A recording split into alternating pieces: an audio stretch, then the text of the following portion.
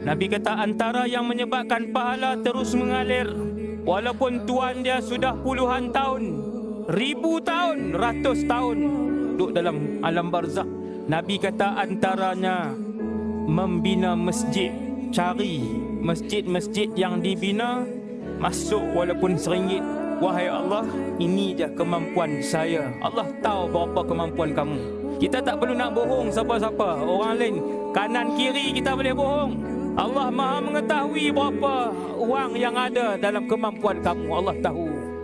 Sebab RM50 yang dia bagi untuk bina masjid, masjid tu sampai hari ini orang ramai guna. Wahai Allah, boleh tak kembalikan sebentar saja nyawa itu, wahai Allah?